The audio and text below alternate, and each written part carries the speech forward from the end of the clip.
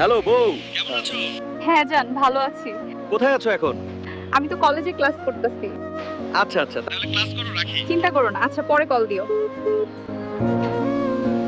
শোনা, তোমার জামাই একটা আস্ত গাধা। আরে ধুর রাখো ওর কথা, সুযোগ পেলেই ওরে ছেড়ে দিমু। তুমি আমার সুখ। কি ব্যাপার হালকা, এত খুশি কেন? বউ ফোন দিছিল স্যার, তাই একটু খুশি লাগতেছে। যাক, এভাবেই হাসি খুশি থাকো সব সময়। বৌমা, তুমি আজকেও সেই ছেলের সঙ্গে ঘুরে আসলা? হ্যাঁ ঘুরছি, বেশ করছি, আরো ঘুরবো। আজকেই হালকারে সব কইতাছি। হালকা বাপ, তুই তো আমার কথা বিশ্বাসই করস না। তোর বউ আজকেও এক পোলার লগে ঘুরতে গেছে। আরে মা, তুমি বেশি কথা বলো। আমার বউ একজন যথেষ্ট ধার্মিক পর্দাশীল একজন মেয়ে। ও কোনোদিনও এগুলি করবে না।